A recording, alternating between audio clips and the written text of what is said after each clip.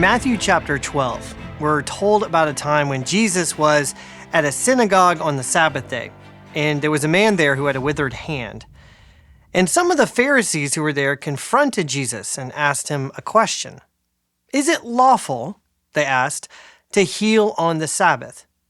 Of course, Jesus knew what they were doing, because this wasn't the first time they'd confronted him about the Sabbath. Jesus knew that they disapproved of really anyone doing any action that may seem like work on the Sabbath. And he knew that they were trying to trap him into admitting that he didn't take the Sabbath that seriously. But instead of answering, Jesus posed his own question to them. "Which one of you who has a sheep, if it falls into a pit on the Sabbath, will not take hold of it and lift it out?" Now, you might think that what Jesus is doing here is he's turning the tables on the Pharisees, and he's pointing out that really everybody makes exceptions on the Sabbath for something. I mean, nobody's just going to leave their animal in a ditch. No one takes the Sabbath laws that seriously. At least that's one way to understand Jesus' question, but that's not really what he's getting at. Jesus isn't suggesting that other things are more important than Sabbath restrictions, and everybody has exceptions sometimes. He's actually trying to help the Pharisees better understand the Sabbath law and its purpose. If you read Deuteronomy chapter 5, where the Sabbath command is given, you may notice two things. First, it's the longest commandment of the 10 Commandments. Moses devotes more words to articulating and explaining the fourth commandment than any other. Second, you also may notice that the commandment about the Sabbath and how it applies is really very wide. Moses doesn't just tell the Israelites that they are to rest on the seventh day. He says that they are to ensure that everyone else, their sons, their daughters, their male and female servants, the foreigners living among them, even their livestock, all are to cease from working on the Sabbath day. In other words, the intent of the fourth commandment is not simply to keep people from working. It is to invite them into a lifestyle of bringing rest and bringing relief to the lives of others. Which is why Jesus uses that example with the Pharisees. His point isn't that they care more about their sheep than about the Sabbath. His point is that if they really understood the Sabbath law, then they would rescue that animal so that it could rest. And if they really understood the Sabbath law, then they wouldn't have a problem with Jesus bringing rest and relief to a disabled man by healing his hand. The Pharisees were trying to portray Jesus as a Sabbath breaker, but that wasn't true. As Peter Leithart says, Jesus never broke a Sabbath or made exceptions.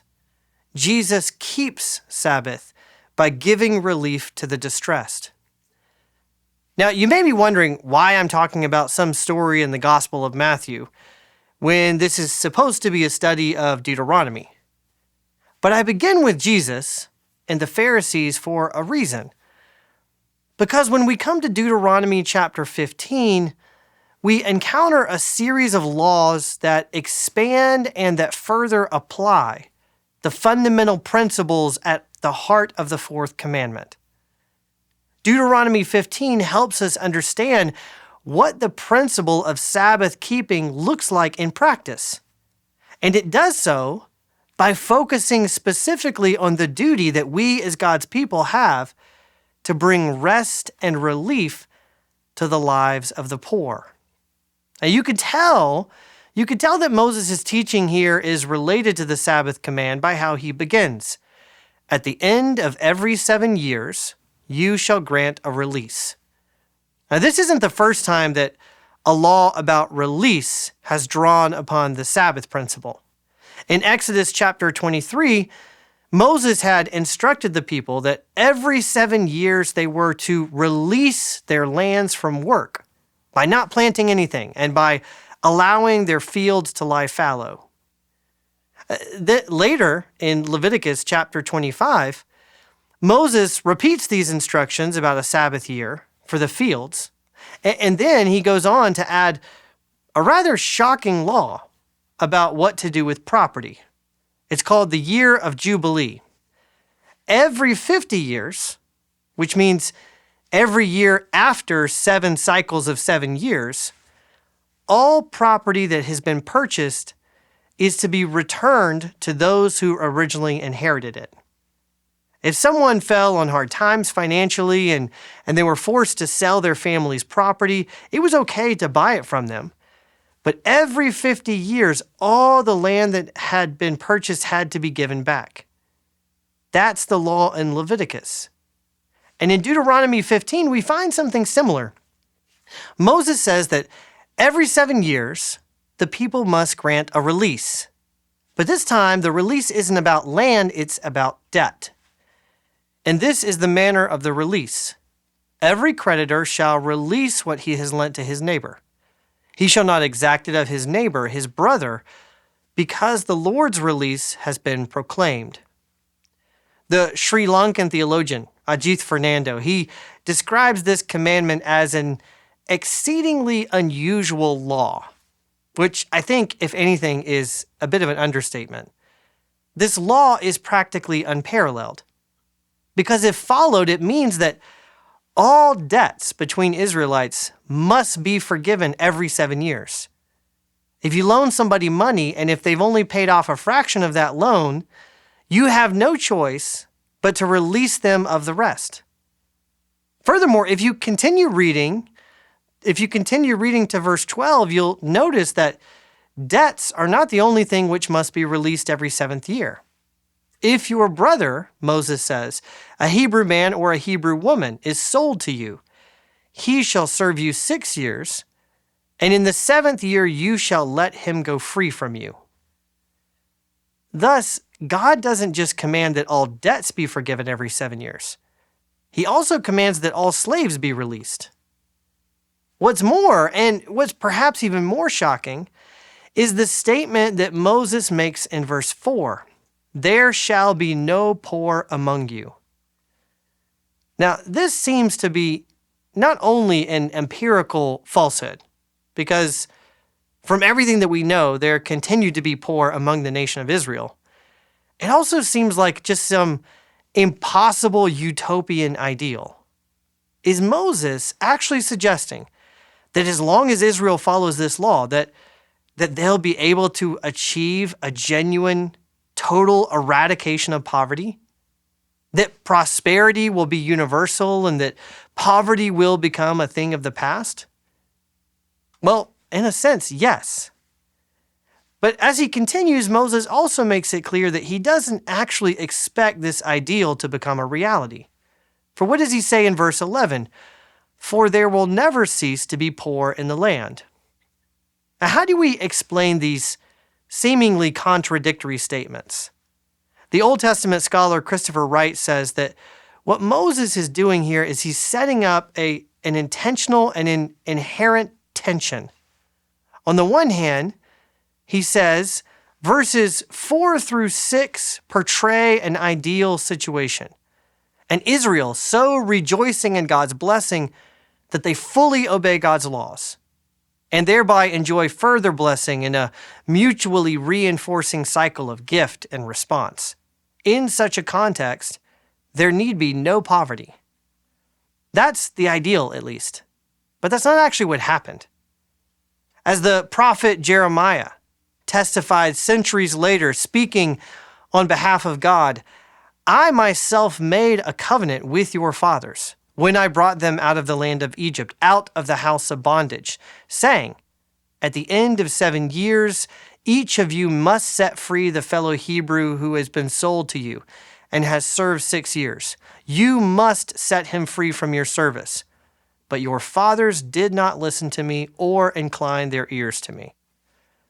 Apparently, Israel did not obey these laws. Maybe they found them just too impractical. Maybe they thought that following such laws would really fatally undermine their economic system. Maybe they were just greedy. For one reason or another, they didn't obey. And Moses already anticipates that they won't obey, which is why he doesn't just assume that they'll actually eradicate poverty. He assumes that the poor will remain.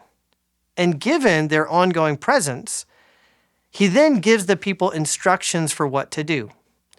If among you one of your brothers should become poor, in any of your towns within the land that the Lord your God is giving you, you shall not harden your heart or shut your hand against your poor brother, but you shall open your hand to him and lend him sufficient for his need, whatever it may be. Did you notice the way that Moses describes the poor?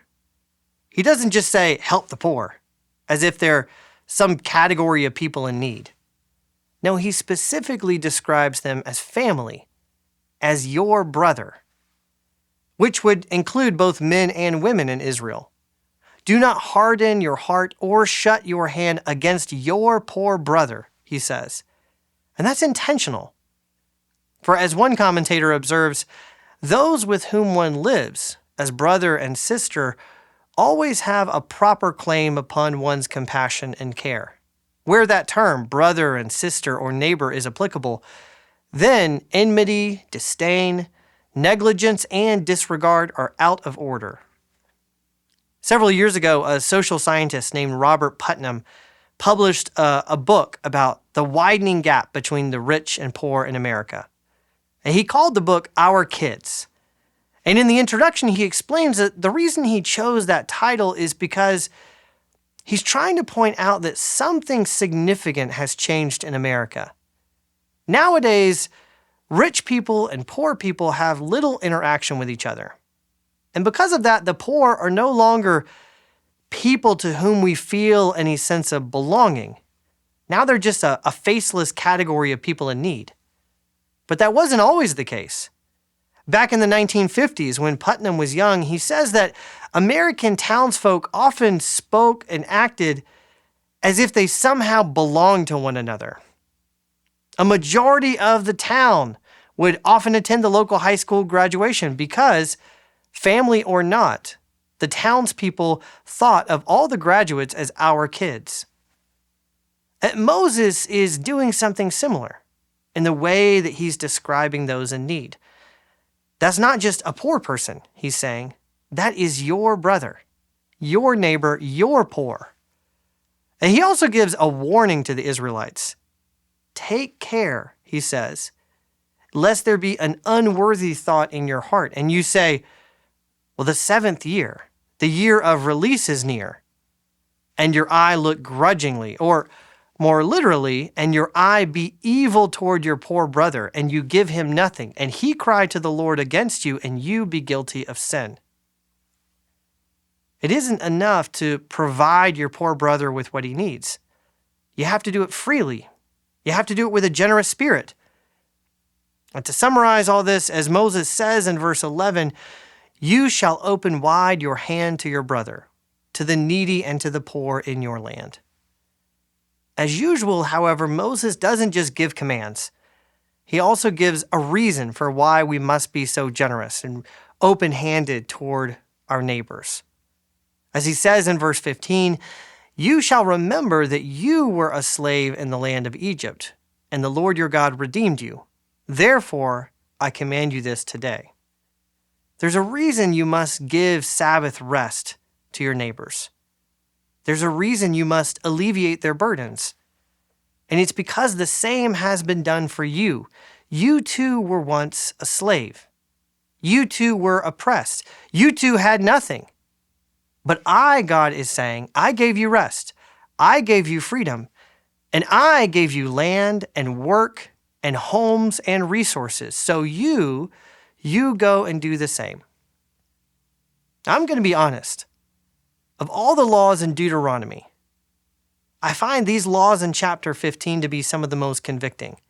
Not because I'm a creditor, refusing to forgive a bunch of debts that are owed to me, but because I recognize that God is asking me to be far more generous and far more open-handed with my resources than I am. And maybe you feel the same as you're reading this chapter. In which case, what should we do? Speaking for myself, I think that one of the best things I could do would be to follow the advice that John Calvin gives in a sermon that he preached on this passage.